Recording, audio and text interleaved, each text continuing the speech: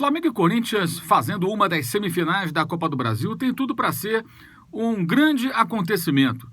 Raras vezes os dois times mais populares do Brasil estiveram frente a frente em confrontos assim.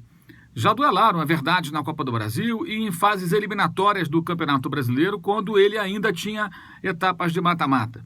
Mas é sempre importante quando os dois ficam diante um do outro. Aconteceu, por exemplo, na Libertadores de 2010, quando o Flamengo eliminou o Corinthians no ano do seu centenário.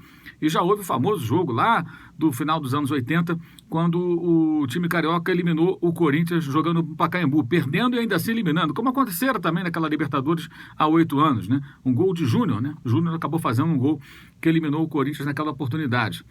Houve também o famoso confronto do Morumbi, no Campeonato Brasileiro de 84, quando o Corinthians derrotou o Flamengo por 4-1, havia perdido no Rio por 2-0, e o placar eletrônico tirou um sarro do time carioca com os horários da ponte aérea de volta para o Rio de Janeiro.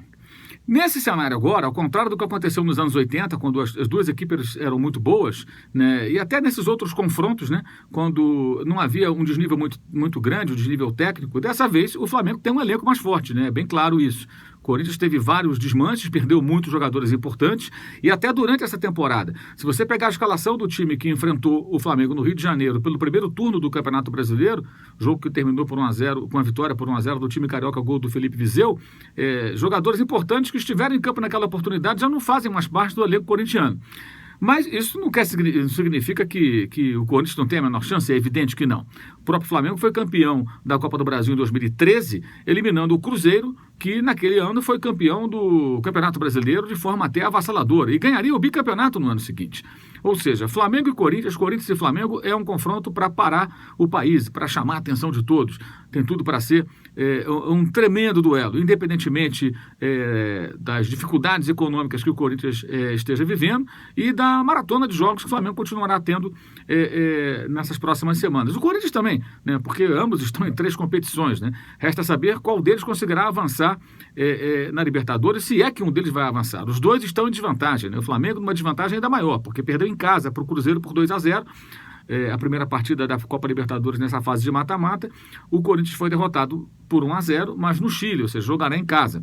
Então contra o Colo-Colo, não é uma situação tão complicada quanto a da equipe rubro-negra. Mas tem tudo para ser um grande jogo, um grande confronto, muitas vezes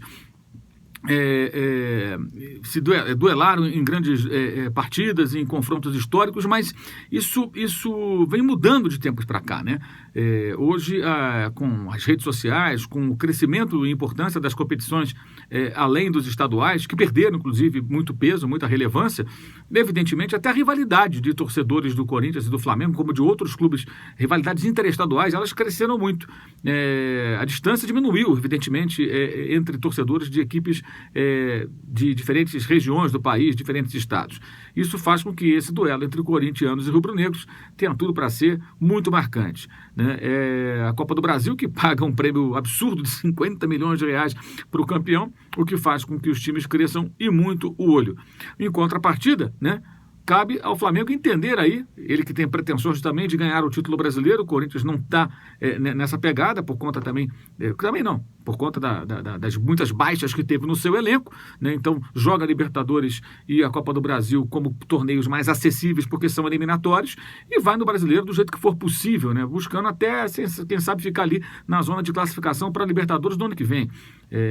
Ou seja, as pretensões do Corinthians na Série A permitem que ele possa administrar jogos do Brasileirão pensando nas duas competições de mata-mata. No caso do Flamengo, não. O Flamengo ele rema também com expectativa de ser campeão brasileiro, de ganhar o título da Série A. Isso faz com que a equipe carioca tenha mais elenco hoje, uma condição, o material humano mais farto para o seu treinador Maurício Barbieri. No entanto, escolhas mais difíceis de serem feitas durante a maratona de jogos que esses times estão enfrentando. E o Corinthians, com isso, pode até diminuir um pouquinho a sua desvantagem teórica existente aí pela diferença dos dois elencos. Hoje o Flamengo com um elenco mais farto, com um elenco mais qualificado tecnicamente. É isso aí. Que sejam 2 grandes jogos nessa Copa do Brasil. Lembrando que tem linha de passe nessa quinta-feira, né, logo depois dos jogos das 21h45, até para falar sobre Palmeiras e Bahia, né? Jogo que vai apontar o outro semifinalista que vai cruzar o caminho do Cruzeiro na próxima fase da Copa do Brasil. né? Palmeiras e Bahia jogando em igualdade de condições do Pacaembu, né? Ou seja, ninguém tem vantagem. Se acontecer qualquer empate, pênaltis para definir o time classificado, e quem vencer, evidentemente, avança para duelar contra o Cruzeiro, atual campeão da Copa do Brasil e o único que pode chegar a 6 títulos nessa edição. Tem 5 títulos, é o maior campeão junto com o Grêmio eliminado pelo Flamengo. Agora, evidentemente, a equipe mineira é a única que pode chegar aí a uma marca inédita nessa temporada de 2018, que seria, né, o 6º título da Copa do Brasil. Vejamos quem vai enfrentar o Cruzeiro na próxima fase, se Palmeiras ou Bahia. E aí teremos os 2 confrontos de semifinal já definidos. Flamengo e Corinthians de um lado, Cruzeiro contra Palmeiras ou Bahia do outro lado. É isso. Saudações.